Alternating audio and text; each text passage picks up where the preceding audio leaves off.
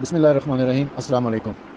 یہ ہمارے گروپ کے ایک ساتھی نے سوال کیا تھا کہ قرآن مجید میں سفینہ نوح کے بارے میں، حضرت نوح علیہ السلام کی جو کشتی ہے، اور حضرت نوح علیہ السلام کے بارے میں ہمیں کچھ بتائیں، اور پھر اس سے متعلق جو رسول اکرم صلی اللہ علیہ وآلہ وسلم کی حدیث ہے کہ میرے اہل بیت کی مثال سفینہ نوح کی مانند ہے، اس کے حوالے سے کچھ بتائیں۔ تو سب سے پہلے ہم قرآن مجید میں سورہ نوح دیکھتے ہیں۔ سورہ نوح قرآن مجید کا 71واں سورہ ہے جو 29ویں سپارے میں ہے، اور یہ مکی سورہ ہے۔ اللہ تعالیٰ فرماتا ہے، بسم اللہ الرحمن الرحیم: ہم نے نوح کو اس کی قوم کے پاس پیغمبر بنا کے بھیجا، اب اس کے ان کی قوم پر دردناک عذاب آئے اور ان کو اس سے ڈراؤ۔ تو نوح علیہ السلام اپنی قوم سے کہنے لگے، اے میری قوم، میں تمہیں صاف صاف ڈراتا اور سمجھاتا ہوں کہ تم لوگ خدا کی عبادت کرو اور اسی سے ڈرو اور میری اطاعت کرو۔ خدا تمہارے گناہوں کو بخش دے گا اور تمہیں موت کے مقررہ وقت تک باقی رکھے گا۔ بے شک جب خدا کا مقرر کیا ہوا وقت آ جاتا ہے تو پیچھے ہٹایا نہیں جا سکتا، اگر تم سمجھتے ہو۔ جب لوگوں نے نہ مانا تو عرض کی، پروردگار، میں اپنی قوم کو ایمان کی طرف رات دن بلاتا رہا، لیکن وہ میرے بلانے سے اور زیادہ گریز ہی کرتے رہے۔ اور میں نے جب ان کو بلایا کہ توبہ کریں اور تو انہوں نے معاف کر دیں تو تو انہیں معاف کر دے، تو انہوں نے اپنے کانوں میں انگلیاں دے لیں اور مجھ سے چھپنے کو کپڑے اوڑھ لیے اور اڑ گئے اور بہت شدت سے اکڑ بیٹھے۔ پھر میں نے ان کو با اعلان بلایا، پھر ان کو ظاہر بظاہر سمجھایا اور ان کی پوشیدہ بھی فہمائش کی۔ بس میں نے ان سے کہا، اپنے پروردگار سے مغفرت کی دعا مانگو، بے شک وہ بڑا بخشنے والا ہے، اور تم پر آسمان سے مسلسل پانی برسائے گا اور مال اور اولاد میں ترقی دے گا اور تمہارے لیے باغ بنائے گا اور تمہارے لیے نہریں جاری کرے گا۔ تمہیں کیا ہو گیا ہے کہ تم خدا کی عظمت کا ذرا بھی خیال نہیں کرتے، حالانکہ اس نے تم کو طرح طرح کی نعمتوں سے نوازا ہے؟ کیا تم نے غور نہیں کیا کہ خدا نے اچھا یہ یہاں تک دینا، یہ نوح علیہ السلام کی قوم کے متعلق ہے، یہ سورہ نوح کا ہے۔ اچھا، پھر اس کے بعد ایک اور آیت کی طرف میں آپ لوگوں کو متوجہ کرنا چاہتا ہوں جو سورہ مومنون میں ہے۔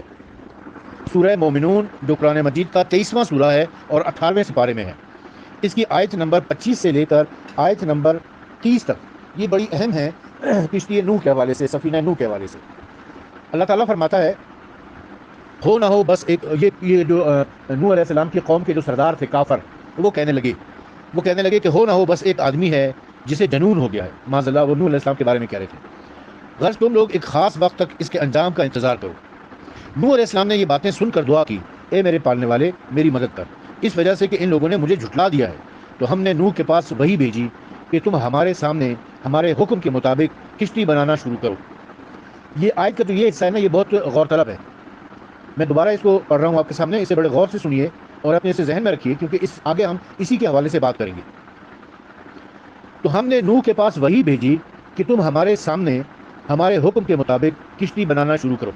یعنی نوح علیہ السلام نے جو کشتی بنائی ہے وہ اللہ کے حکم کے مطابق بنائی ہے اور اللہ کے سامنے بنائی ہے، یعنی اللہ خود دیکھ رہا ہے کہ کس طریقے سے کشتی بن رہی ہے، اور کشتی بنانے کے جو مراحل ہیں وہ بھی اللہ تعالیٰ نے دیکھتے ہیں، کشتی کی منزلیں بھی اللہ تعالیٰ نے طے کی ہیں، اور اللہ کے حکم سے یہ کشتی بنائی گئی ہے۔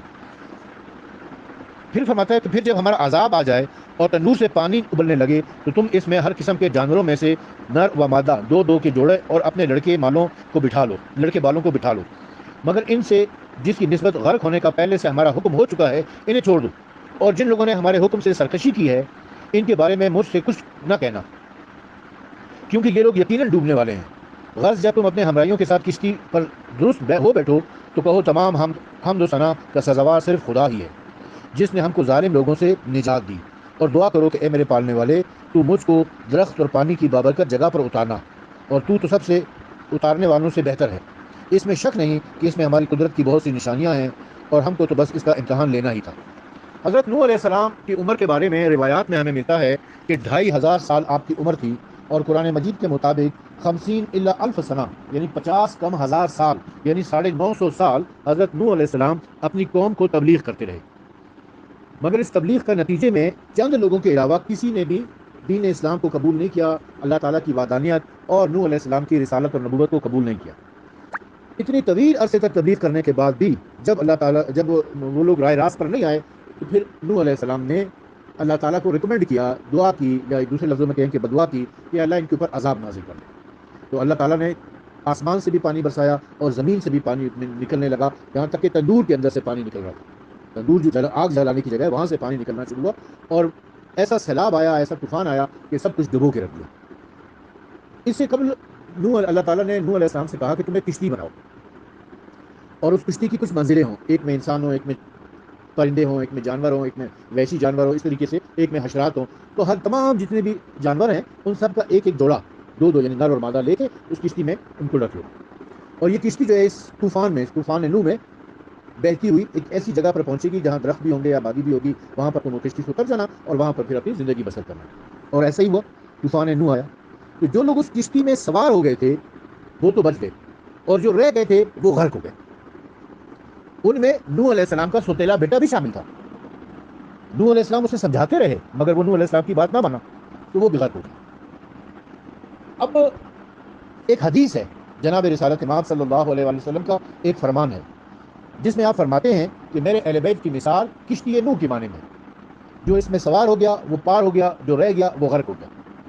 میرے اہل بیت کی مثال کشتی نوح کی مانند ہے. اور کشتی نوح کے بارے میں قرآن مجید سے میں نے آپ کو بتایا کہ اللہ تعالیٰ فرماتا ہے کہ میرے حکم سے میرے سامنے اس کشتی کو بناؤ. یعنی اہل بیت اللہ کے حکم سے چلتے ہیں جیسے وہ کشتی اللہ کے حکم سے چلتی تھی, اور اللہ تعالیٰ ہی اہل بیت کو چلانے والا ہے, اللہ کے سامنے وہ چلتے ہیں. اب یہ حدیث جو حدیث سفینہ کہلاتی ہے اہل سنت کی بہت ساری مستند کتابوں میں ہے. مثلا مشکات شریف جو صحاح ستہ کے خلاصے کے طور پر پیش کی جاتی ہے, اس کے اندر یہ حدیث مسند احمد ابن حنبل کے حوالے سے موجود ہے. مسند احمد ابن حنبل میں یہ حدیث موجود ہے, تفسیر در منصور میں یہ حدیث موجود ہے, مستدرک الصحیحین جسے مستدرک الحاکم کہا جاتا ہے اس میں یہ حدیث موجود ہے, اور اس کے علاوہ سوائق المحرقہ جو شیعوں کے خلاف لکھی گئی کتاب ہے اس میں یہ حدیث موجود ہے. ینا بیع المودہ میں یہ حدیث موجود ہے, فرائض السمتین میں یہ حدیث موجود ہے, ارحج المطالب میں یہ حدیث موجود ہے. میں ان سب کی تصویریں بنا کر آپ کی خدمت میں پیش کر رہا ہوں. اصل کتابوں کے صفحات میں آپ کی خدمت میں پیش کروں گا, لیکن یہ حدیث چونکہ ایک متواتر حدیث ہے. متواتر کیوں ہے کہ اس کے بہت سے راوی ہیں, بہت سے طرق ہیں اس کے. وہ کیا ہیں, میں ایک کتاب ہے ارحج المطالب فی مناقب علی ابن ابی طالب مولانا عبید اللہ امرتسری کی, اس سے میں اس کے چند طرق آپ کی خدمت میں پیش کرتا ہوں. سب سے پہلے ہے کہ جیش بن مغفرہ کہتے ہیں کہ میں نے حضرت ابو ذر غفاری رضی اللہ تعالیٰ عنہ کو خانہ کعبہ کے دروازے کی چوکھٹ پکڑے ہوئے دیکھا. وہ کہہ رہے تھے جس نے مجھے پہچانا اس نے پہچانا, اور جس نے نہ پہچانا ہو پہچان لے, میں ابو ذر غفاری ہوں. میں نے جناب رسول اللہ صلی اللہ علیہ وآلہ وسلم کو فرماتے ہوئے سنا ہے کہ تم میں میرے اہل بیت سفینہ نوح کی مثل ہیں, جو ان کے قوم کے تھے. جو شخص اس پر سوار ہوا نجات پا گیا, اور جو اس سے مخالف ہوا غرق ہو گیا. دوسری روایت ہے کہ حضرت ابو ذر غفاری رضی اللہ تعالیٰ عنہ سے مروی ہے کہ وہ کعبہ شریف کا دروازہ پکڑے ہوئے کہہ رہے تھے کہ میں نے جناب رسول خدا صلی اللہ علیہ وآلہ وسلم سے سنا ہے کہ میرے اہل بیت سفینہ نوح کی مثل ہیں, جو اس پر سوار ہوا نجات پا گیا اور جو مخالف ہوا ہلاک ہو گیا. حضرت ابن عباس کہتے ہیں کہ رسول اکرم صلی اللہ علیہ وسلم نے ارشاد فرمایا میرے اہل بیت سفینہ نوح کے مانند ہیں, جو اس پر سوار ہوا نجات پانے والا ہوا اور جو مخالف ہوا ہلاک ہو گیا. یعنی یہ حدیث حضرت ابو ذر غفاری سے بھی روایت ہے اور حضرت ابن عباس سے بھی روایت ہے. تیسری روایت حضرت سلمہ بن عقوہ سے روایت ہے کہ میں نے سرور کائنات صلی اللہ علیہ وآلہ وسلم سے سنا میرے اہل بیت کی مثال ایسی ہے جیسے کہ نوح علیہ السلام کی کشتی, جو اس پہ سوار ہوا نجات پانے والا ہوا. چوتھی روایت چوتھے راوی کی حضرت عبداللہ ابن زبیر سے منقول ہے کہ بتحقیق جناب سرور عالم صلی اللہ علیہ وسلم نے فرمایا میری اہل بیت سفینہ نوح کی مانند ہے, جو اس پر سوار ہوا سلامت رہا, جس نے اسے ترک کیا غرق ہو گیا. پانچویں روایت حضرت ابو سعید خدری رضی اللہ تعالیٰ عنہ سے روایت ہے کہ میں نے جناب رسول خدا صلی اللہ علیہ وسلم کو فرماتے ہوئے سنا ہے کہ سوا اس کے نہیں کہ تم میرے اہل بیت سفینہ نوح کی مانند ہیں, جو اس پر سوار ہوا نجات پا گیا اور جس سے مخالف ہوا غرق ہو گیا. اور سو اس کے نہیں کہ تم میرے اہل بیت دروازہ توبہ کی مانند ہیں, جو بنی اسرائیل میں تھا, جو اس میں داخل ہوا بخشا گیا. اب یہ سفینہ نوح کے بارے میں ایک اور بڑی اہل سنت کی مستند کتاب ہے جو مفتی اعظم قسطنطنیہ شیخ سلیمان حنفی کی لکھی ہوئی ہے, جس کا ترجمہ مولانا ملک عمر شریف نے کیا ہے, جو ساجد برادر سے شائع ہوئی ہے. اس میں بھی چند ترک موجود ہیں ان کے علاوہ, تو وہ جو اس کے علاوہ ترک ہیں وہ میں آپ کو پڑھ کے سناتا ہوں, ورنہ اس میں یہ حدیثیں تو ہیں یہ جو میں نے ابھی آپ کو پڑھ کے سنائی ہے. ایک اور ترک جو اس میں ہے وہ ہے حضرت ابو طفیل, حضرت ابو ذر غفاری سے روایت کرتے ہیں. یہ ابو طفیل کی روایت ہے کہ حضرت ابو ذر غفاری خانہ کعبہ کا دروازہ پکڑے ہوئے تھے اور کہہ رہے تھے کہ رسول اللہ نے فرمایا میرے اہل بیت کی مثال تم میں کشتی نوح کی مانند ہے, جو کشتی میں سوار ہو گیا نجات پا گیا, جس نے اسے چھوڑ دیا وہ غرق ہو گیا. اور میری اہل بیت کی مثال تم میں بنی اسرائیل کے باب عطا کی مانند ہے, جو اس میں داخل تھا اس کو بخش دیا گیا. اچھا, اس کے علاوہ طبرانی نے اوسط میں اور ابو یعلی نے صغیر میں اور امام احمد بن حنبل نے اپنی مسند میں اور جامع الفوائد میں اور مسند بزار میں سعید بن جبیر یہ ساتواں ترک میں آپ کو بتا رہا ہوں, انہوں نے ابن عباس سے روایت کیا ہے, اور سلمہ بن عقوہ نے بھی, اور سعید بن مسیب نے بھی. یہ آٹھواں ترک ہو گیا. اور اس کے علاوہ سالبی نے بھی اسے لکھا ہے اور بھی بہت سارے مصنفین نے اس کو لکھا ہے. میں اس کی بھی پکچر بنا کر آپ کو بھجوا رہا ہوں, آپ لوگ خود اس کو دیکھ لیں کہ بہت سارے, یعنی یہ حدیث متواتر حدیث میں شمار ہوتی ہے. تو یہ سارے اہل سنت کے طرق تھے جو میں نے آپ کے سامنے پیش کیے. اہل سنت کتابوں سے یہ روایات آپ کی خدمت میں پیش کی ہیں. اب ایک روایت جو ہے وہ شیعہ کتاب سے بھی میں پیش کر دیتا ہوں, اور وہ ہے سلیم بن قیس الہلالی کی کتاب. کہ سلیم بن قیس ہلالی کا بیان ہے کہ میں اور حجیج بن مطمر مکہ میں موجود تھے. اس اسنا میں حضرت ابو ذر کھڑے ہو گئے. آپ نے خانہ کعبہ کے دروازے کی زنجیر کو پکڑ کر فرمایا, جو شخص مجھے جانتا ہے اس کو جانتا ہے, جو نہیں جانتا اس کو معلوم ہونا چاہیے کہ میں جندب بن جنادہ ہوں. ابو ذر تو اصل میں آپ کی کنیت تھی نا, اصل نام جو تھا آپ کا جندب بن جنادہ تھا. اے لوگو, میں نے تمہارے نبی صلی اللہ علیہ وآلہ وسلم کو فرماتے ہوئے سنا ہے, میرے اہل بیت کی مثال تم میں کشتی نوح کی مانند ہے. جو شخص کشتی نوح پر سوار ہوا وہ پار ہو گیا, وہ نجات پا گیا, اور جس نے اس کو چھوڑ دیا وہ ہلاک ہو گیا. میرے اہل بیت کی مثال تم میں بنی اسرائیل کے باب حتا کی مانند ہے. جو اس دروازے میں داخل ہو گیا نجات پا گیا. رسول اللہ صلی اللہ علیہ وسلم نے فرمایا, میں تمہیں دو گراں قدر چیزیں چھوڑ کے جا رہا ہوں, اگر تم ان کا دامن پکڑ کے رکھو گے تو ہرگز گمراہ نہ ہوگے. ایک اللہ کی کتاب اور دوسری میری اطرت, میری اہل بیت ہے. یہ دونوں ایک دوسرے سے جدا نہ ہوں گے حتیٰ کہ میرے پاس حوض کوثر پر وارد ہو. اچھا, یہ حدیث عبداللہ ابن عباس سے فرائض السنتین میں بھی ہے, وہ بھی انشاءاللہ میں آپ کی خدمت میں پیش کر دیتا ہوں. اب چونکہ یہاں پر سلیم بن قیس الہلالی کا ذکر آ گیا ہے, تو اسی کتاب میں سلیم بن قیس الہلالی کے کتاب کے حوالے سے ایک پیراگراف لکھا ہوا ہے حاشیے میں. میرا دل کر رہا ہے کہ میں وہ آپ کو پڑھ کے سنا دوں. کہ حضرت سلیم بن قیس الہلالی حضرت امیر المومنین علیہ السلام کے صحابی ہیں. آپ کا انتقال 70 ہجری میں ہوا.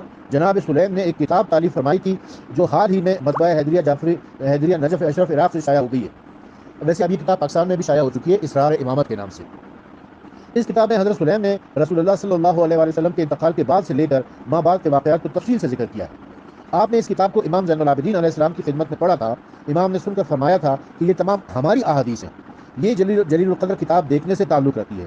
یہ گراں قدر کتاب جب صادق آل محمد کی خدمت میں پیش ہوئی تو امام جعفر صادق علیہ السلام نے فرمایا جس ہمارے شیعہ کے پاس سلیم بن قیس الہلالی کی کتاب نہیں, وہ ہمارے امر کے متعلق کچھ نہیں جانتا. یہ کتاب شیعہ مذہب کا ابجد ہے اور اس میں آل محمد کے راز مخفی ہیں. علامہ باقر مجلسی علیہ الرحمہ نے بہار الانوار میں اعتبار الکتب کے تحت اس کتاب کا حوالہ حضرت امام جعفر صادق علیہ السلام سے ذکر کیا ہے. اس ایقر نے اس کا ترجمہ کر دیا ہے, لیکن عصر حاضر کے تقاضوں کو مد نظر رکھتے ہوئے ابھی تک اس کے ترجمے کی اشاعت معرض الالتوا میں پڑی ہوئی ہے. خدا کرے کہ وہ وقت جلد آ جائے جب یہ کتاب اردو کے لباس میں ملبوس ہو کر یونین کے ہاتھوں میں پہنچ جائے اور دوزداران اہل بیت رسول کے ایمان کی زیادتی کا باعث ہو. آمین. یہ مترجم نے لکھا ہے, یہ مترجم جو ہیں یہ مولانا ملک محمد شریف. یہ پیراگراف ان کا ہے جو میں نے ابھی آپ کو پڑھ کر سنایا ہے سلیم بن قیس الہلالی کی کتاب کے حوالے سے. تو یہ چند کتابیں جو تھی یہ میں نے آپ کی خدمت میں پیش کی, اور ان سب کی پکچر بھی انشاءاللہ میں بنا کر آپ کو بھجوا رہا ہوں.